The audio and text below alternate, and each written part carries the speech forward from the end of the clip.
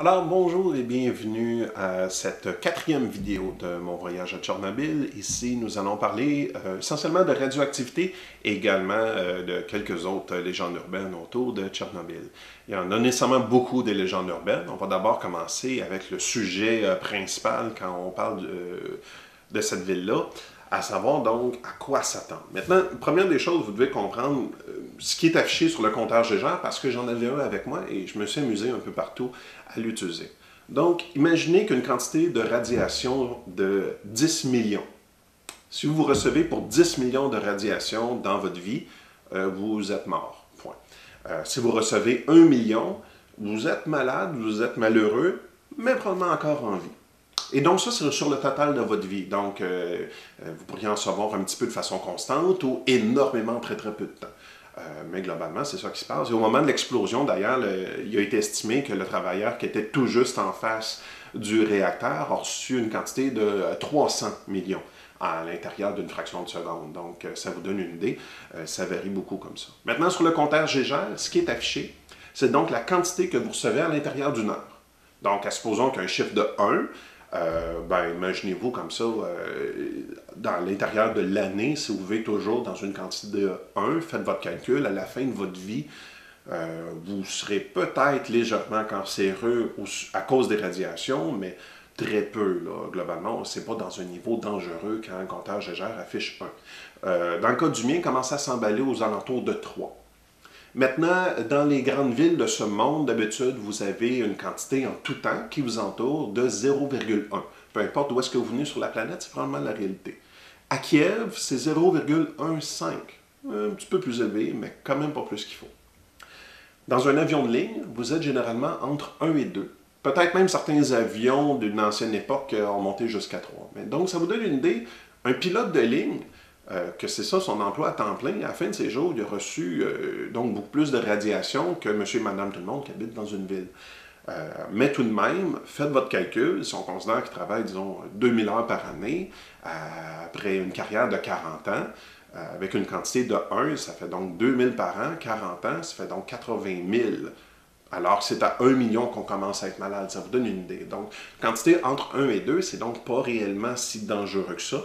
Même si ce n'est pas nécessairement ce qui est le plus souhaitable, on est quand même dans une situation parfaitement viable et il y a tout plein de pilotes de ligne qui ont vécu très très très longtemps. Maintenant, donc, quand nous étions sur la route, rapidement, on a tenté de nous effrayer un petit peu avec la question de radiation. Vous vous rappelez de cette série de vidéos qu'on nous montrait, donc avec l'ensemble du nuage radioactif et tout. Et autant que c'est vrai qu'en 1986, il y en a eu énormément de radiation, autant que de nos jours, il y en a beaucoup moins. D'abord parce que le temps a fait son œuvre, le vent a répandu les radiations un peu partout, et aussi parce que les Ukrainiens ont décontaminé beaucoup de portions. Maintenant, avec le petit compteur Gégère, me voici ici, donc, rappelez-vous, à peut-être 1 km de distance de la centrale. Et le compteur Gégère, qu'est-ce qu'il affiche? Il affiche moins de 1. Donc, ça ici, présentement, à 1 km de Tchernobyl, c'est moins dangereux que d'un avion de ligne. Alors qu'ici, là, j'étais à côté du réacteur numéro 1 et j'étais à 0,2. Ce qui est à peine plus élevé que l'endroit où vous êtes vous-même présentement. Donc, ça vous donne une idée, la décontamination a été efficace, on l'a ici. Mais voici ici, là, les compteurs Gégère commencent à s'emballer. Et qu'est-ce qu'on a comme chiffre? On a des valeurs de 4, valeurs de 5.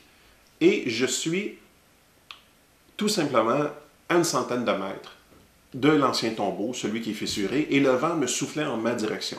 Donc, c'est pour ça, à monter en ce temps-là jusqu'à une valeur de 4 ou 5. Carrément à cette position-là.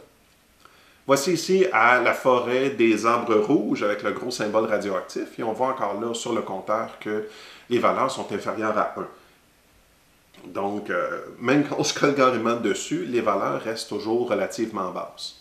Ici, notre guide connaissait un point sur le sol, très très très précis, à l'intérieur d'un mètre, et à 50 cm du sol, où est-ce que là, le compteur peut s'emballer beaucoup plus haut. On a atteint des pointes jusqu'à 18 à ce moment-là précis.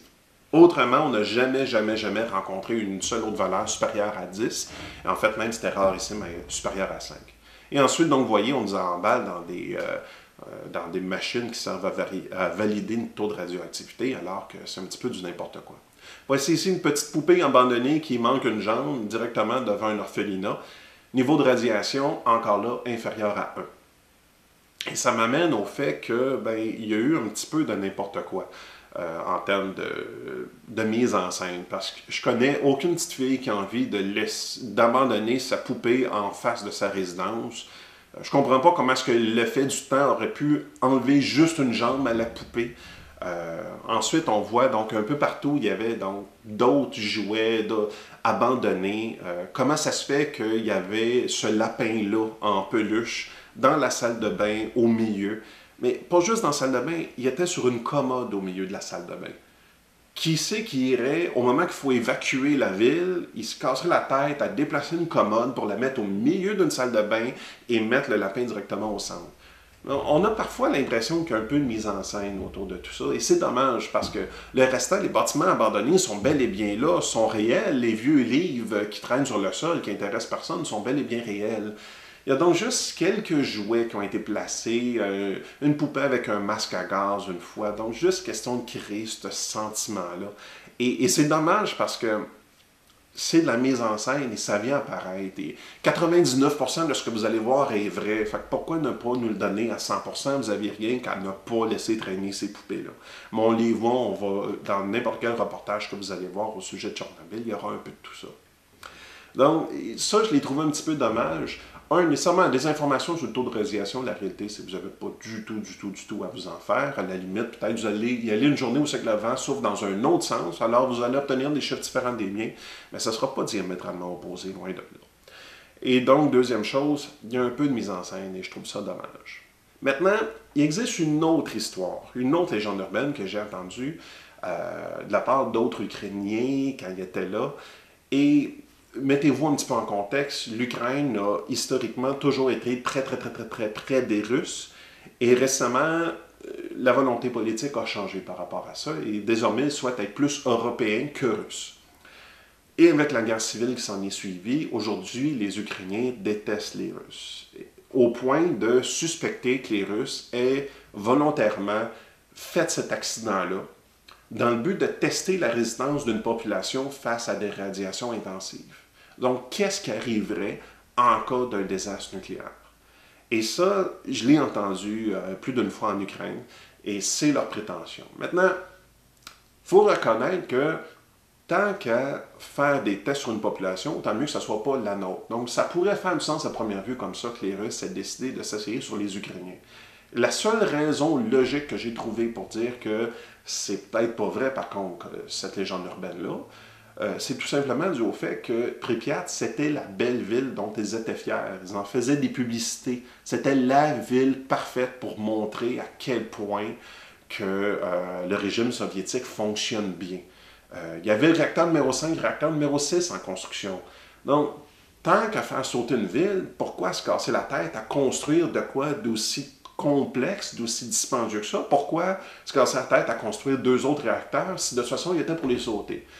Quant à moi, il aurait dû faire sauter une ville. Si cette hypothèse-là est vraie, il aurait plutôt choisi une centrale nucléaire qui commence à être défectueuse dans une autre population ailleurs. Donc, c'est la raison pour laquelle j'y crois un peu moins à cette théorie-là. Mais encore là, je ne suis pas non plus dans le secret des dieux, c'est simplement un simple constat. Dans tous les cas, je vous conseille fortement d'y aller. Mon constat général suite à tout ça, c'est que les radiations, il n'y a pas de danger par rapport à ça, même s'il y a quelques précautions, par exemple, les enfants ne peuvent pas y aller. Mais vous voyez quand même, en termes de taux de radiation, il n'y a rien à s'effrayer à ce point-là.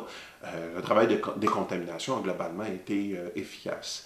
Et surtout, c'est un des très rares exemples de la planète où est-ce que vous pouvez voir de quoi ça a l'air quand la nature décide de combattre les humains. Ça prend du temps à la nature, mais elle est en train de gagner. Et c'est assez impressionnant de voir Pripyat là-dessus. Et c'est pour ça que vous devez y aller. Pas pour un freak show, c'est pas un voyage extrême, la fin du monde, de faire quelque chose de cool. C'est pas vrai que vous êtes très tough d'y aller, loin de là. C'est purement pour un côté de voir de quoi ça a l'air. Une ville entière abandonnée et la nature qui reprend sa place sur l'humain. Ça, c'est la raison pour y aller et je vous le conseille fortement. Allez à Kiev, la ville est géniale. Profitez-en pour aller à Tchernobyl, ça va vous marquer. Alors, je vous remercie d'avoir écouté ma série de vidéos sur Tchernobyl et je vous incite à aller écouter l'ensemble des autres vidéos que je suis en train de mettre sur ma chaîne. Je vous remercie beaucoup. Au revoir.